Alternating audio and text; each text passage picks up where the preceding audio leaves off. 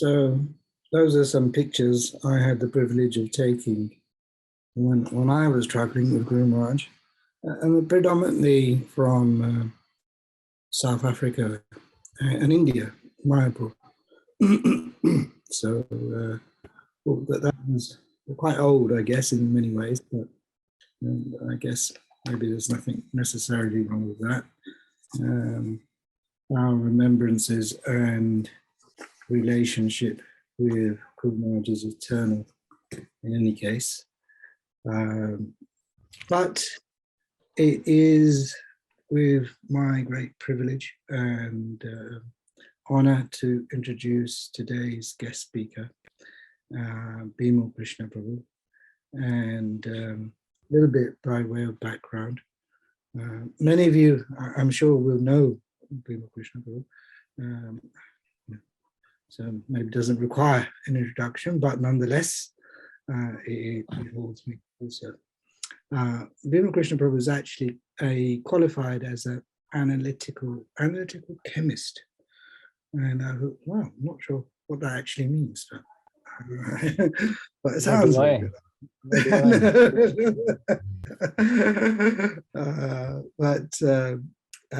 Well, something to do with numbers and chemistry, I guess. And then joined ISKCON in 1988 in the UK, right? And then served at Bhaktivedanta Manor as communications director, right? And I certainly remember Bimal Krishna Prabhu in that capacity, right? And has also done a lot of service as the secretary, then the secretary of the National Council for Hindu Temples, right? And was a key member of the team and heavily involved in Save the Manor campaign. And again, some of you may recall when the local council took it upon themselves, they had some complaints from the local residents, which escalated into, well, an attempt to actually close Bhaktivedanta Manor as a place of worship. And Bimal and his team were actually able to mobilize national support, actually, across all faiths, indeed, which then culminated in a procession in central protest, in fact, in central London, Houses of Parliament. And I had the fortune of being one of the members in that crowd, making a voice heard. Excuse me, I have a little cold today, I don't know how.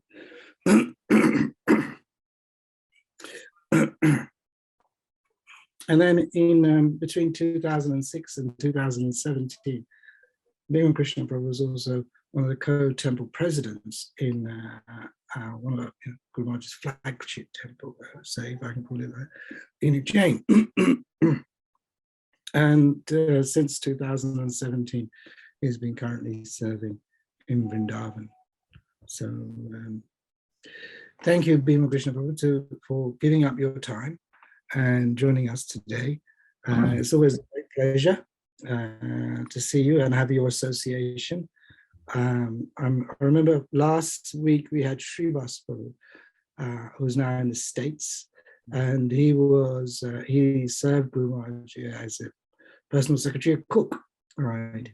And he was elaborating on his pizzas, etc., various preps that he made for Guru Maharaj.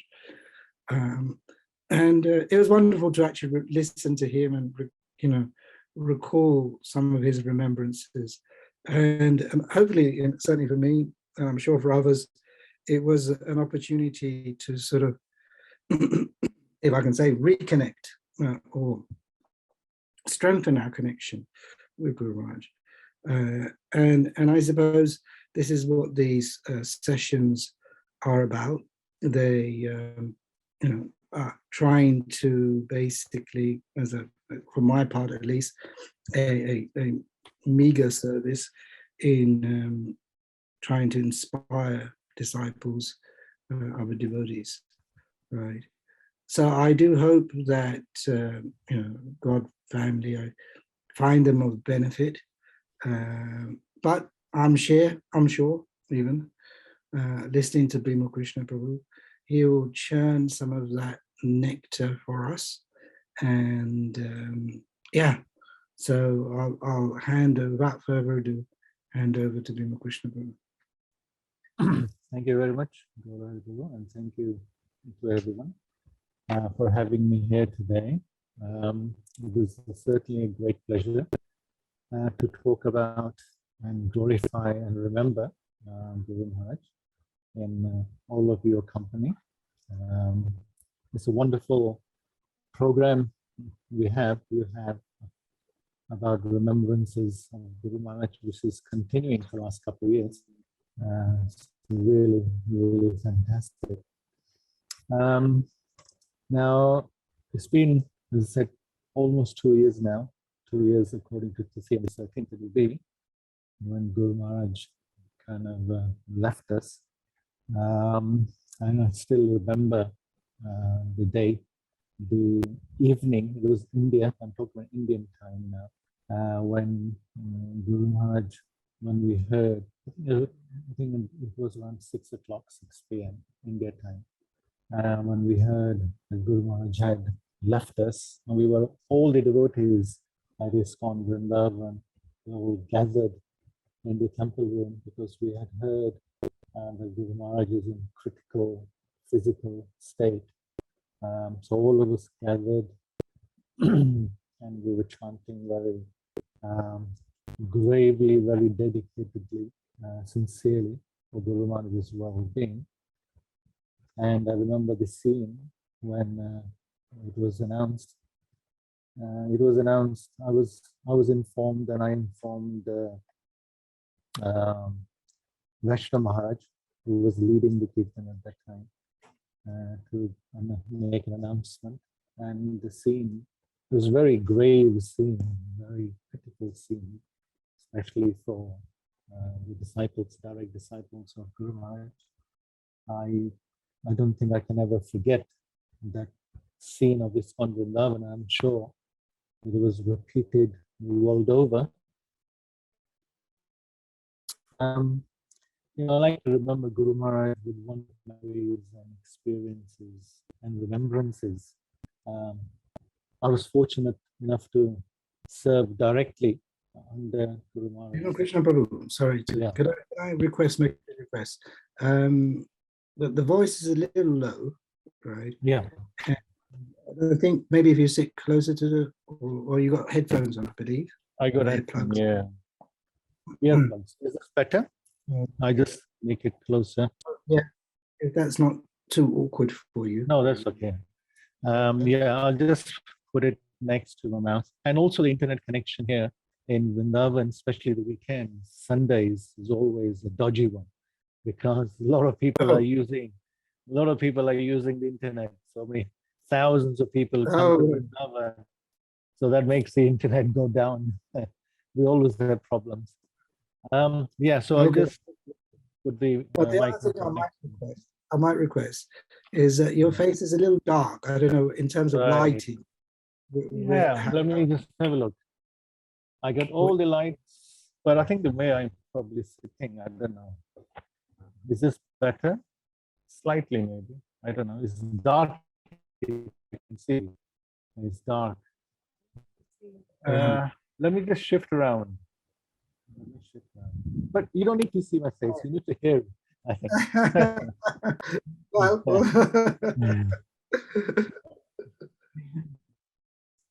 yeah. Anyway, I'll try to shift. Okay. So apologies. I was saying, that's okay. I was saying that, I like to remember Guru Maharaj with all the experiences I had. I had worked closely under him for about 10 years, just over 10 years in Ujjain. There's so many memories. My kind of remembrances and memories are divided into normally 3 parts. UK from 1990 to 2006, and then India 2006, I would say, to 2017. out of which I spent 2 years in Gurugram. There was another experience. Those three experiences and remembrances of Guru Maharaj are quite distinct and with different flavor, different flavor and different relishments are there. But today, maybe out of the three, the most informal, the most personal, and the most memorable times were the 2 years, just under 2 years, in Gurugaon at that time, or Gurugram now, when Guru Maharaj was at his natural best, without any formalities, without any formalities. That was a wonderful experience we had. And me and my wife, Charan, we had the opportunity to serve Guru Maharaj for just under 2 years. He had made Gurugram his base when he was flying out of India and coming back to India. Before it was Mumbai.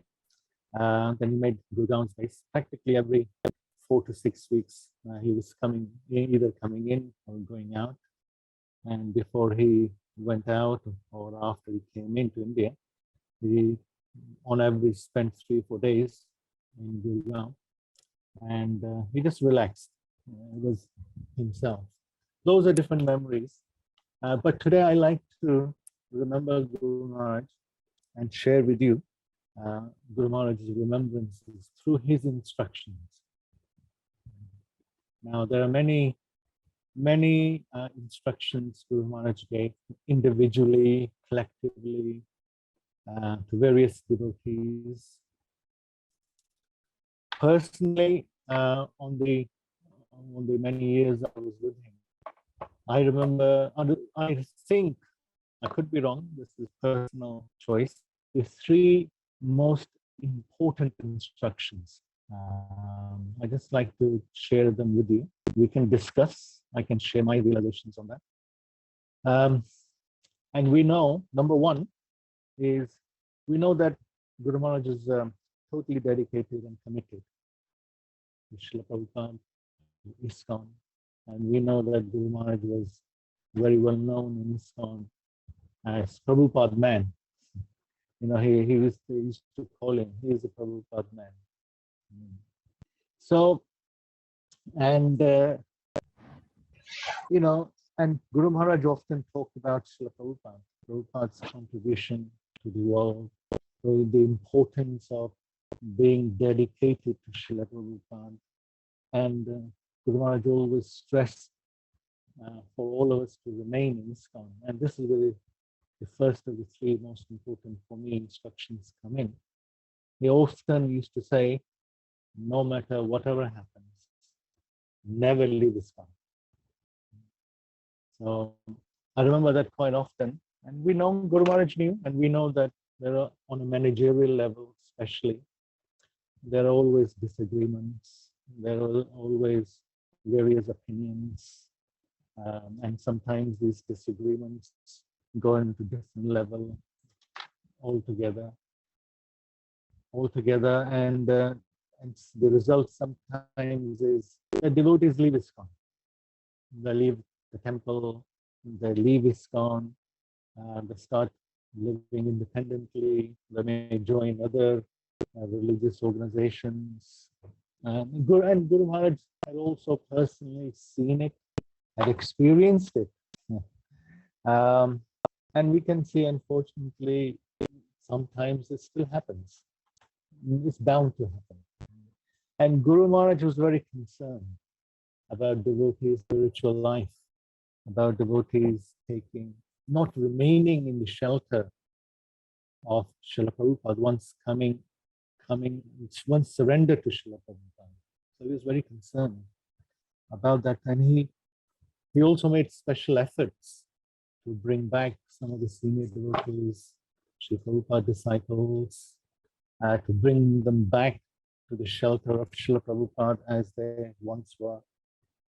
And Guru Maharaj also used to tell the devotees, in general, especially to his disciples, and I heard a few times in the Jain, especially during initiation, Guru Maharaj, during one of the vows, after taking the normal vows,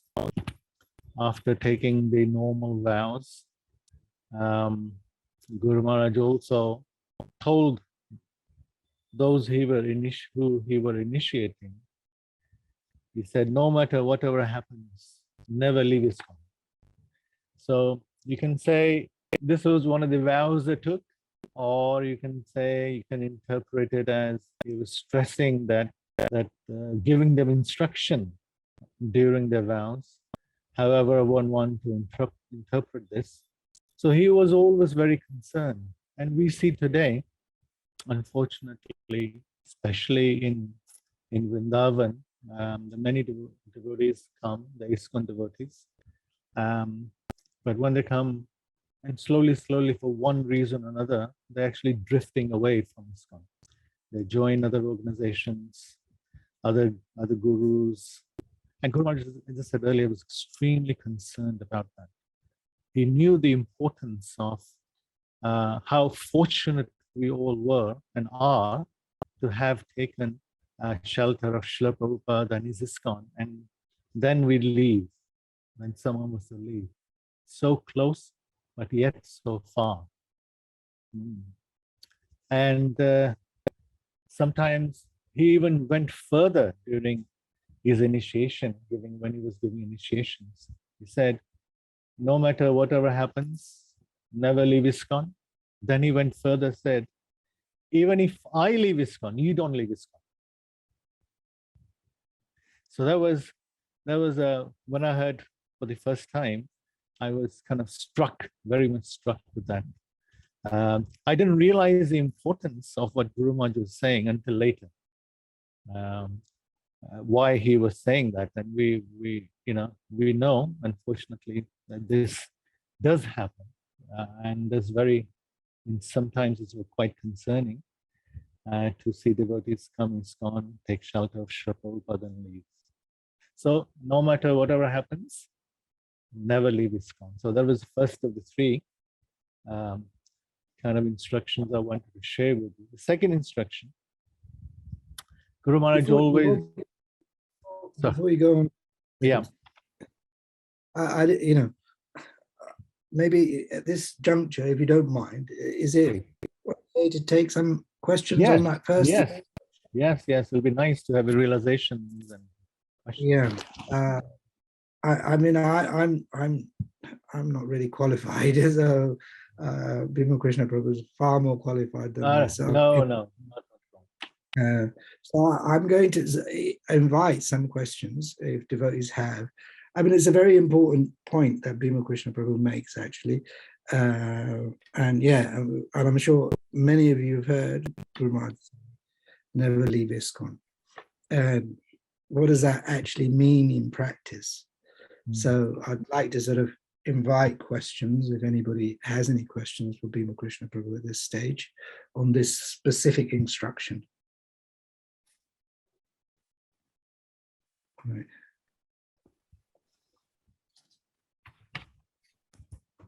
Oh, Tulsi Manjari, please.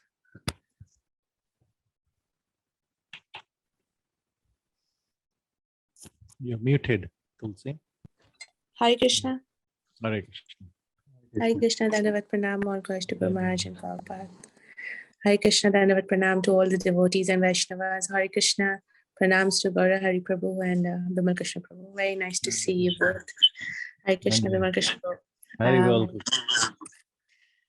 I wanted to know from you this point which you mentioned, Guru Maharaj's specific instruction not to leave ISKCON, but it'll be nice to hear from you a personal, instance where or you've seen or you've experienced something where Guru Maharaj is, which you would like to share with us, where this instruction has been very obvious or evident, where Guru Maharaj, I mean, a kind of maybe any instance where. Yes, sure. Yes, thank you so much. I mean, as I said, I never understood that instruction until I came to Vrindavan. or never fully realized that instruction until I came to Vrindavan 5 years ago. And I just mentioned briefly that out of all the places I've heard of, one place, out of all the places, Vrindavan, when ISKCON devotees come, and there are lots of ISKCON devotees, rightly so. A lot of congregation devotees are there.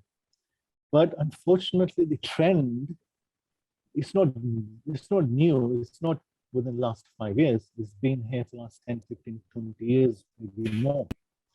Ever since more and more ISKCON devotees have started relocating to Vrindavan from either Delhi, Mumbai, or other places. Previously, going back 20, 25 years, not so many congregation devotees were there, and not so many facilities were there. All these high-rise buildings, flats, extra accommodation just came in within the last 10, 15 years. And that has meant it has attracted a lot of congregation devotees, ISKCON devotees as well. Now, over the years, I've seen and heard that many, and you see it today when you come to Vrindavan, and if you stay, coming in, visiting, staying a few days is one thing, but when you stay longer and you see the daily activities, get to know the devotees, then you realize that a lot of the ISKCON devotees have drifted out or left the association of ISKCON. They've taken initiation within ISKCON. They took shelter of Prabhupada, but when they come to Vrindavan, they hear, this is the point, they hear from other gurus, other organizations, and they get attracted towards that, and then they leave. I can go deeper if you want, but then they leave the association of ISKCON, and they actually, many of them, some to many, have got reinitiated in other organizations, other gurus. And you will find, if you do a survey, that other religious organizations, I would say at least 50%, maybe more, of the current devotees in other organizations are ex-ISKCON devotees in Braj. And many gurus, ISKCON gurus currently, they've made it a point to inform their disciples, congregation. I know a couple of gurus, they rightly so, they don't allow the congregation, they don't give permission to the congregation to come to Vrindavan. Even if they do come, they're not allowed to come alone. They come in a group or with the senior devotees, because unfortunately that is the atmosphere here. There's so much available on the market, if I can put it that way, and one get attracted. I teach the ISKCON disciple course, and that's one of the points I kind of make very strongly. And also we find that some devotees, they come to ISKCON, they're not so serious. They may even get initiated in ISKCON, but they're not so serious. They come for other ulterior purpose, ulterior motives. Whatever, there's so many of them. And when after a little while, they just come to ISKCON, basically they see ISKCON as a great platform to fulfill their material desires. And after a while, once they see, oh, they're not getting what they want, or they got caught out, and then they leave also. So there are various reasons why ISKCON devotees leave ISKCON. But Guru Maharaj was stressing on a philosophical point, not associating with non-ISKCON devotees, gurus, and not listening to them, but being totally committed, dedicated to Srila Prabhupada and his teachings. That's what Guru Maharaj meant. I hope that answers to some part. I could have given more details. I didn't want to deliberately. Thank you, Tusma. Thank you. Thank you very much. This topic can be a session on its own. Yes, yeah. Absolutely. Thank you very much. Thank you. Okay. Any other devotees who'd like to ask a question on this particular instruction? I know Bimal Krishna Prabhu, I picked up, you mentioned some keywords. You particularly mentioned or pointed out community, congregation devotees, and which is interesting, I thought. And you also said that they hear something more attractive, or what they think is more attractive, Yes. from other leaders of spiritual movements, and which is, I guess, is there. I mean, yeah, as you mentioned, it's quite prevalent in Vrindavan, more so than perhaps anywhere else. I was just going to ask about, you did also say the issue or the friction that sometimes gets caused with disagreement within ISKCON. As you mentioned, in management positions, there's bound to be disagreements. And therefore, how is it that sometimes that has led devotees to leave the shower of ISKCON? Well, because sometimes those devotees are directly affected by the decisions taken by the management, affected in terms of their service, affected in terms of the facilities they may be getting. And I think the biggest cause is when the service gets affected, because all the devotees rightfully has a right to do service. There's no shortage of service in ISKCON to Krishna. Krishna is unlimited. Krishna's service is unlimited. Every devotee, whoever may be, in Krishna's service, you can engage the whole world. 7 billion people. That's what Prabhupada wanted to do. Not just 7 billion, you can engage the whole universe. So when devotees feel that the service gets affected for one reason or another, or sometimes, there are other reasons, but this is the deepest reason.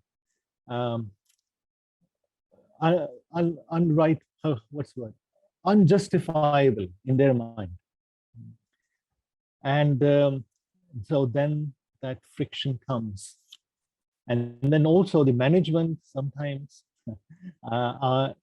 can abuse their powers. You didn't hear that from me. So that unfortunately is there as well. So what happens, because in Vrindavan especially, and other places, because there's so many other options available, and other things, they really haven't understood what ISKCON is, I have to say. When I teach the disciple course, I take one extra class, another extra 4-hour class. Even then I don't finish, just to teach, just to repeat, or just to remind what is ISKCON, Srila Prabhupada, what is the philosophy of ISKCON, what is the aim of ISKCON, and what does it mean to be an ISKCON devotee? Simple, basic questions. And unfortunately, I would say over 90-95% of the devotees, some of them been ISKCON for 10, 20, 30 years, some are initiated, they have to do the disciple course again, they still haven't understood these basic questions. So ultimately, and when Guru Maharaj meant, no matter whatever happens, never leave ISKCON, that can happen if we really understand what is ISKCON, what is Prabhupada, what he did for us, what he's offering us, and what is the aim, what we can get out of by remaining loyal to ISKCON. And have we really understood the philosophy of Krishna consciousness? Have we understood the Bhagavad Gita, for example? So, and that is the one thing which saves the devotees, I can tell you from my experience. There will always be disagreements with management. There will always be reasons to leave ISKCON. But one thing which will keep us in ISKCON is the philosophy.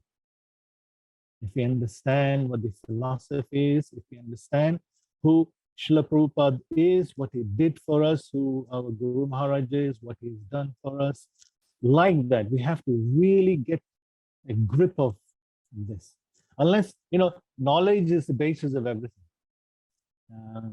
So unless we have proper knowledge by which we're totally convinced, if we're convinced by the philosophy of Krishna consciousness, then we will never leave ISKCON, even though there may be managerial issues.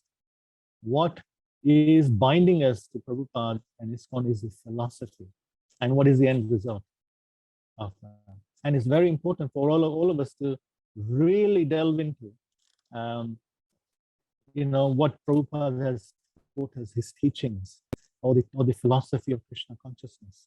That is the prime understanding we should have. And let's face it, I don't want to be alarmist. Guru Maharaj physically is not with us. He's been gone away. He's been out of our sight for the last 2 years. And there is every likelihood, I'm not being pessimist, but I'm being pragmatic, realist here. There's every likelihood that within the community of BCS disciples, there will be divisions, there will be groups. And what will keep us going and binded to each other if we understand, number one, what did Guru Maharaj want? That's why I thought, let me speak on his instructions. What he wanted us to do, and what is the philosophy of Krishna consciousness. That will keep us together. Thank you, Bimal Krishna Prabhu. Thank you for reminding us. And as Tulsi Manjari said, this is a seminar on itself. I'm conscious of time. Okay, well, Bimal Krishna Prabhu, the second instruction.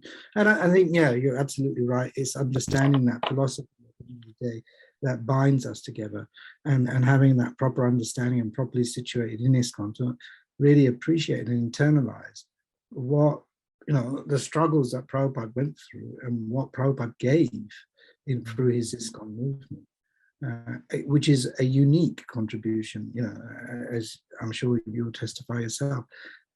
There's no other spiritual institution that has made such an impact on this world, I would suggest. Absolutely.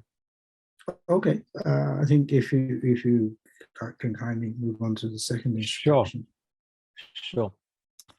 The second instruction, Guru Maharaj always repeated because he had received this directly from Srila Prabhupada. I think it could have been in Rishikesh, I'm not sure. Which is, give this one life to Krishna. I'm sure you all remember that in his lectures, in his talks. Prabhupada had talked about the Guru Maharaj, and Guru Maharaj stressed that as well. That we, for millions of years, all of us have been moving from one, we've been trapped in this material world in different forms of life, different species of life. And we are so fortunate that we find ourselves in this human form of life, in this currently, and we should not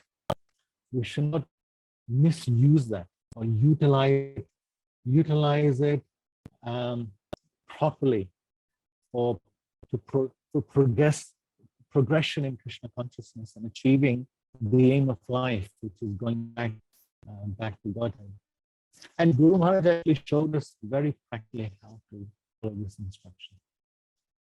He practically showed us, he acted on it. He dedicated all his life for the purpose of Krishna consciousness, for the purpose of satisfying Srila Prabhupada, promoting ISKCON. And we should I know all of us we are following in that line, in that instruction, but we should always remember, sometimes we are, after all, we are humans, and if we are not in good association, and if we are not in constant association personally or with the books or lectures, etc., then the mind is such that we tend to drift away, and so many other ideas and thoughts start coming into mind, and we may want to think, oh, I can practice my Krishna consciousness this way or that way in different circumstances, like that. So that is all kind of all indication that now we're drifting away, because there will be so many opportunities while we practice Krishna consciousness, so many material opportunities, which probably not have come if we wanted Krishna consciousness, because these are the tests Maya puts towards us, to us. So, and we may get attracted to those great opportunities, whether it's career opportunities, business opportunities, or whatever opportunities, financial opportunities, that will take us away from our Krishna consciousness. So we have to be careful. But Guru Maharaj always stressed, and we have to remember Guru Maharaj's point: give this one life to Krishna. And our life now, at least I can speak for myself. I'm got old. I not so long to live. So we really have to dedicate ourselves, whatever time we have, for Krishna and Krishna consciousness. Okay, any discussion points on that? Okay, yeah, I mean, that's the very interesting one. Give this one life to ISKCON. Okay, any questions I'd like to invite for Bimal Krishna on this particular point? Can I ask a question? I'm in Tesco, so apologies for the background noise. It's the other one. It's the other one here. The other one. Tesco's that is multitasking to the extreme, I guess. What to do, but it's so cute. I just love listening to the memory session. So thank you so much. No. Please accept my humble obeisance to Srila Prabhupada and Guru Maharaj and the wonderful Vaishnavas here. I just wanted to ask Bimal Krishna Prabhu, Hare Krishna. It's really interesting that you picked up on this instruction, because, where do we stand as householders, as grihastas, in terms of not being able to maybe fully dedicate our lives to Krishna consciousness because we have so many other duties. So how can we follow that instruction to the best of our ability? See, when Prabhupada gave this instruction, and when Guru Maharaj gave instructions, he didn't only give it to the brahmacharis or the sannyasis. He also promoted grihasthas as well. Now the question comes: how can the grihasthas how can they balance their life at the same time fulfill this instruction, give this one life to Krishna? We've heard. My answer is going to be very similar to what we heard in other lectures and other discussions, which is, first of all, the basis of which is that, first of all, we have to really think. Although we are grihasthas, we have work to do, we may have a business, we have a family to look after. We have to balance our life. But whatever we do, who are we doing it for? Number one. If we sort that out, if we're convinced, are we, and also, are we doing it as a duty or as a service? Okay, the one and same, but material duty or spiritual duty? That's another, let me put it this way. At the same time, a grihastha, sometimes our duties we get tangled up in our duties while grihasthas, and sometimes not so much when one is a brahmachari or a sannyasi, but especially grihasthas get, not all of us, some of us get mingled up because we don't really understand what does it mean to be a grihastha. I'll give you one simple example. See, in my little experience, I've seen the Grihastha devotees are thinking, when shall I become a sannyasi or a brahmachari? When can I leave my Grihastha house? And they act in that mood while staying in a Grihastha ashram. So they were there in Grihastha ashram, but they're acting like a brahmachari or acting like a sannyasi. This is where the issues and problems come. Sometimes, not all the issues, not all the problems, but some of the issues and some of the problems can come. We have to understand what is a Grihastha duties are, what's a brahmachari sannyasi duties are, and that is the whole reason for when it comes to duty. That's the whole reason Lord Krishna spoke to Bhagavad Gita, to make Arjuna understand what his duties are as a Kshatriya. In fact, Arjuna, we know, I don't want to preach, Arjuna wanted to leave the battlefield, escape from his duties and become a renunciate, become a sannyasi. Krishna said, no, if you do that, you will be not following your dharma. So similarly, as Grihasthas, we have to understand, I'm sure we do, but we have to remind ourselves what our dharma is. So that forms the basis. And while doing our dharma, our duties, as Krishna tells Arjuna in 8.7 Bhagavad Gita, Ma manusmara yuddhacha, we have, and Chaitanya Mahaprabhu gives another wonderful example to illustrate that. You know, while whatever we're doing in the Grihastha ashram, and all the time we have to be Krishna conscious, remember Krishna all the time, as much as we can, and whatever time we have left, we perform our devotional service. I mean, I don't mean, these are all basic things I'm telling you, as I said earlier. I'm just reminding you what we need to do. Our association is, for a Grihastha, the association is paramount. Right association. Unfortunately, sometimes they're very nice, dedicated Grihastha devotees, but they're sometimes misled by other Grihastha devotees or by other non-Grihastha devotees as to what they should be doing and what should not be doing. So association is extremely important. I'm saying the right association is extremely important.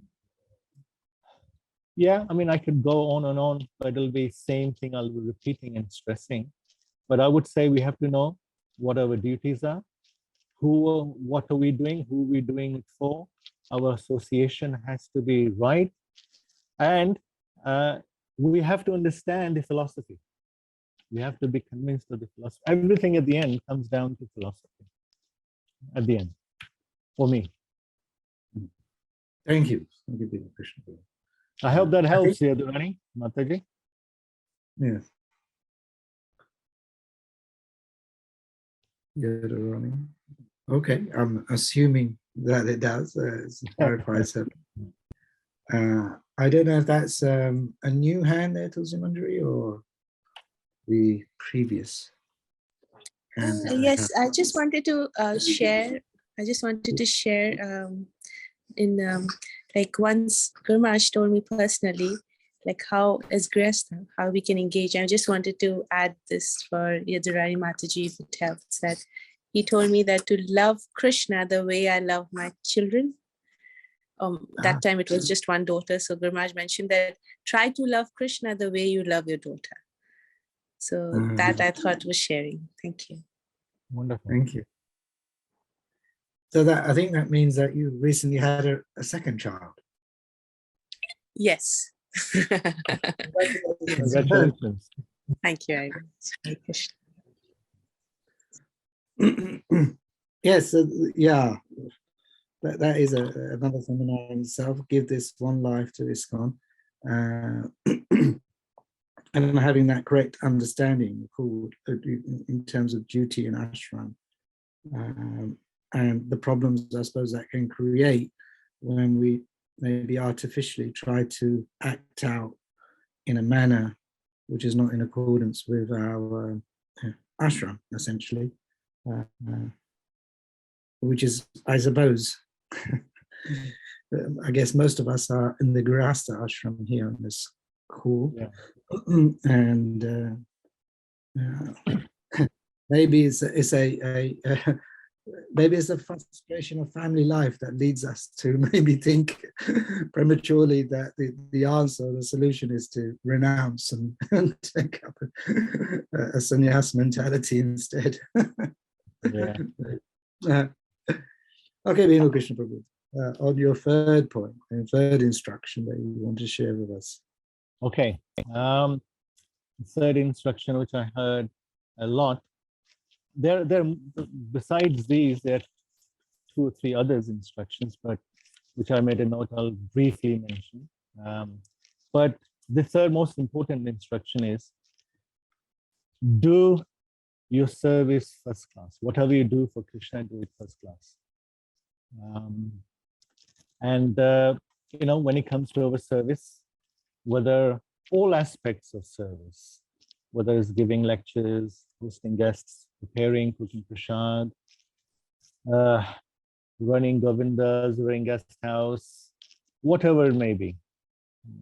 Guru Maharaj always stressed that we must do it first class because we're doing it for the first class person in the universe, to please Krishna. So our effort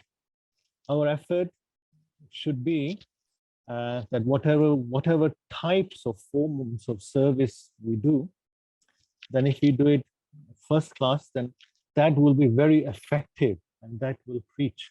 So that will please Guru and Krishna, Guru or Gauranga. By first class, he also meant that we must do our service with full dedication, full commitment, full surrender, full faith. That then the result will be first class.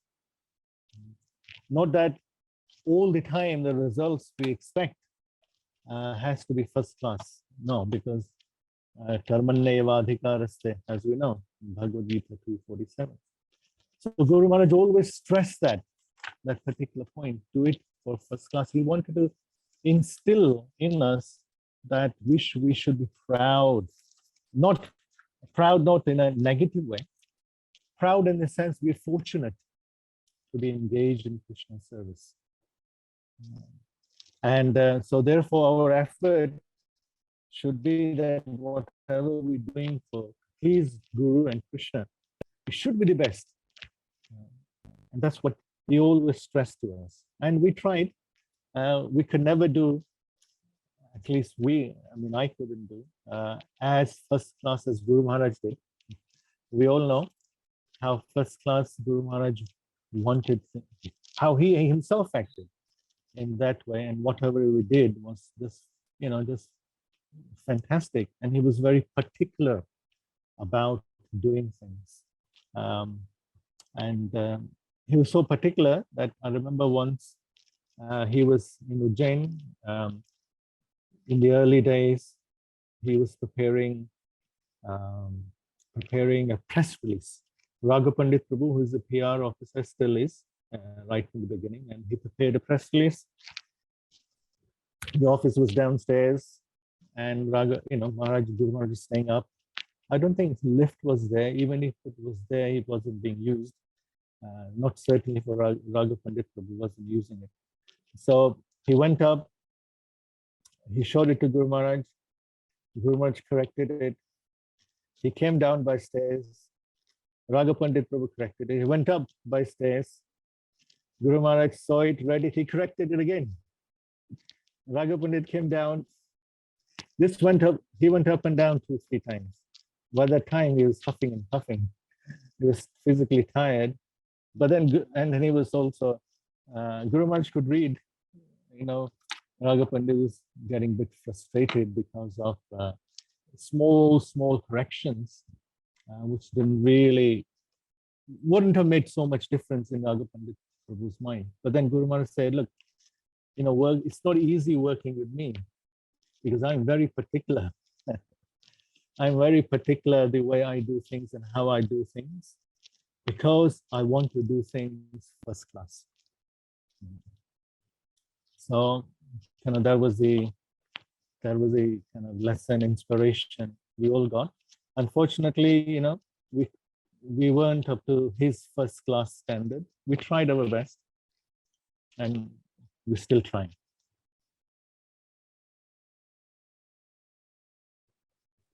Thank you, Bimal Krishna. So that was about, yes, do your service first class. Any questions that might invite devotees to ask Bimal Krishna Prabhu on that specific point? And as we know that Guru Maharaj was first class in a whole range of everything. From I often got told off for cutting cauliflower or broccoli in the wrong shape. And you might think, well, you know, a millimeter or so more or less wouldn't make any sense. Exactly. I mean, it does. I also had a similar experience, which I didn't say, very similar to Raghu Pandit Prabhu's. Anyway, I won't repeat the same thing, but it was similar. So any questions for Bhima Krishna on this point about being first class? Vinod Manjari, Hare Krishna, Vinod Manjari. Please. You're muted, Mataji. Hare Krishna, Bhima Krishna Prabhu. Hare Krishna. Obeisances. Obeisances. Yeah, I was just going to make the point that yes, Guru Maharaj was sympathetic to do the service first class, but just wanted to ask your input on. Well, we're not perfect, and like we haven't got that perfect standard. We are not. We haven't reached the perfection in any of our services. So it's better to, like, you know, take guidance from some senior devotees to make ourselves into that perfectional stage, so that we do our service first class. Or what do you think? How could we get to that perfection in first class standards? How we can get to the perfection, and it's quite simple in one way. On a level of principles is simple, which is that if we follow the footsteps of a first class person, the devotee, we also become first class. So but practically it's not easy. It takes time. And practically we have to practice being first class. As Guru Maharaj, he pointed out that in our practice, we should be dedicated, we should be committed, we should be surrendered, we should have faith in what we're doing, faith in Krishna and Guru.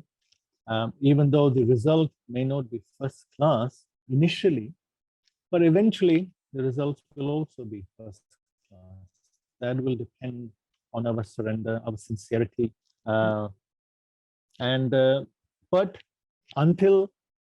But that does not mean that if the results are not first class initially, then we're not doing our service first class. We still are, because what Krishna is looking at is our kind of internal mood, our bhav. You see, and that what matters at the end of the day. Yeah. So we're not on that pure devotee level. We're not just pure devotee's nature or consciousness is pure, but his actions and results are pure. We know our actions and results may not be pure yet, but if we do things in a proper consciousness, and it is that factor which will take us further. No, I totally agree with you, because I'll give you an example of I really struggled on book distribution. I mean, I started my Krishna consciousness as a book distributor, but I really struggled in the later years to do it in such a way. Guru Maharaj always gave me the instruction, do it in such a way that they will read the book, they will be impelled to want to read the book. So you're Right. not just reading the book for the sake of it to get scores or to get results, but you want them to read the book.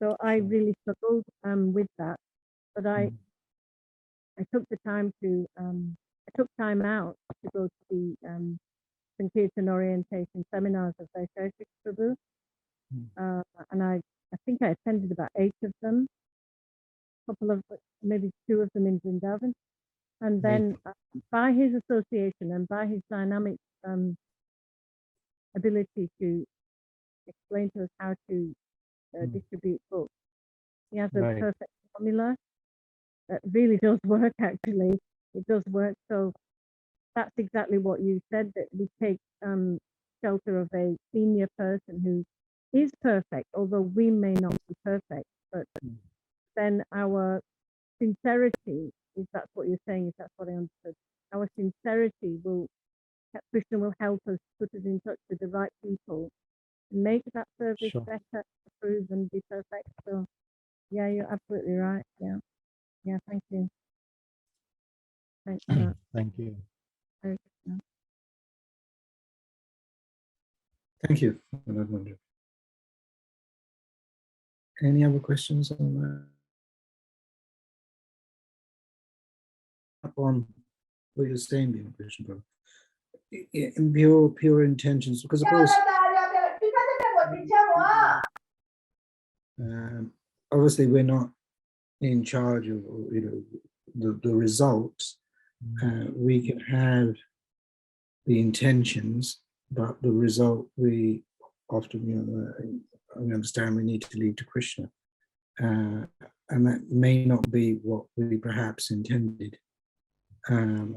But also you mentioned like pure intentions, consciousness and sincerity.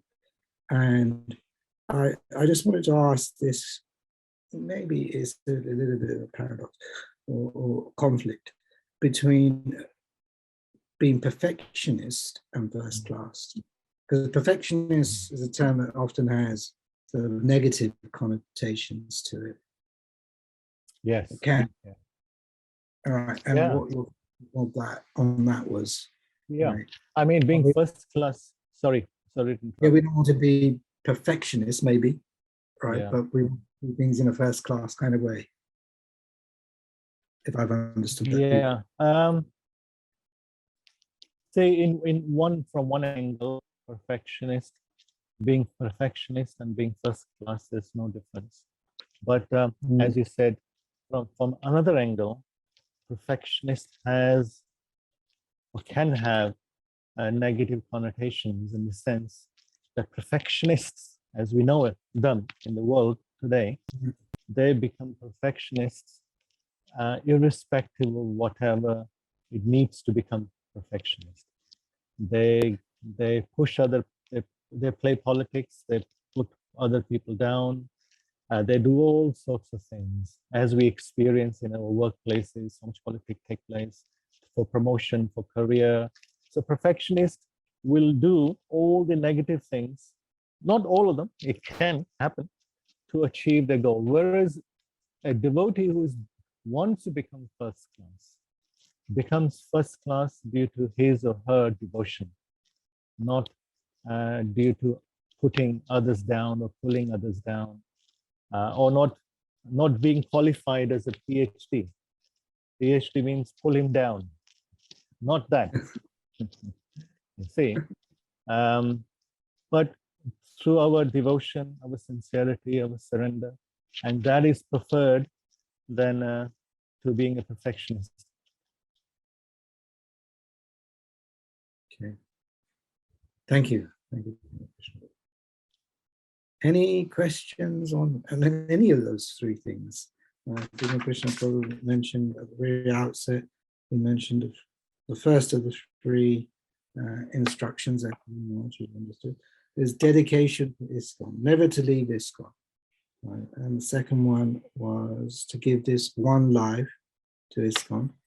And the third, to render our service in a first-class manner.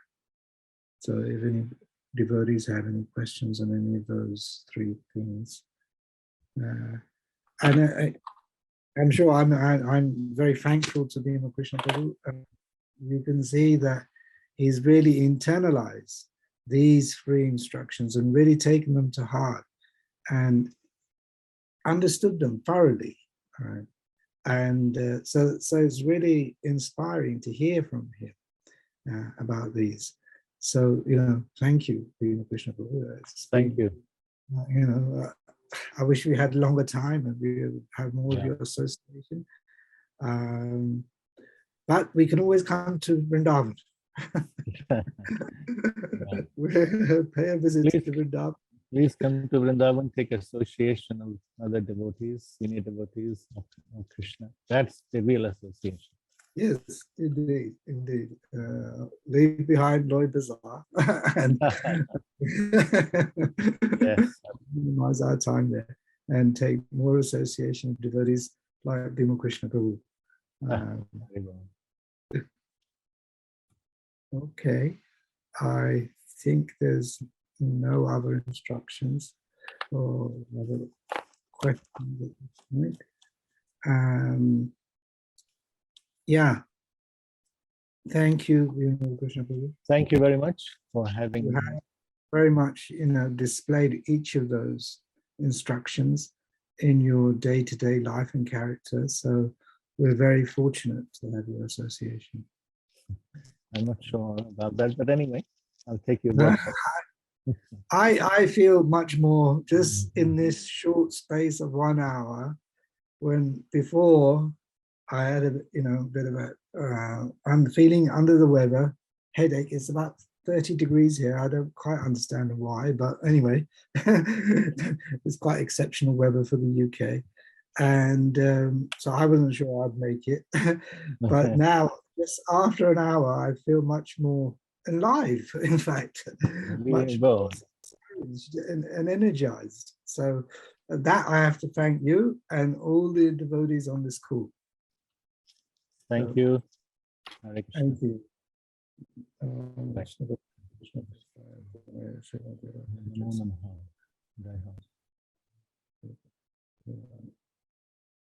Thank you. Charan Krishna Prabhu. He's our IT man in the background who keeps things running. Very. Can I end it? Huh? Can I end the meeting? Yeah, no, please just say something. Say something for us. Thank you so much, sir. Prabhuji shared wonderful instruction and practical instructions. And we are seeing Prabhuji is following in his life and that he is sharing with us. And after a long time, we are having around 50 participants in this Zoom meeting. So that is wonderful. That's very always nice. Around 25 or 30 we are having, but this time we have around 50 participants. Thank you so much. And you are coordinating so nicely. So everyone is. As I said, I'm a caretaker for Prabhu Manjari Mataji, who I'm hoping will come back and take her service, because she's seeing that I'm making a bit of a mess of it, actually. Yeah, So we can pray for the Prabhuji so that he can get well soon and have the Mataji's association also. Absolutely. Okay. So we can do one round of Hare Krishna? Yeah, sure. Hare Krishna, Hare Krishna, Krishna Krishna, Krishna, Hare Hare Hare, Hare Rama, Hare Hare Rama, Rama, Hare Rama Hare Hare.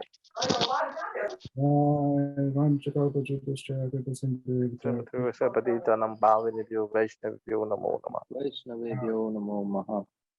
Thank you. And look forward to your association again next week. Hare Krishna.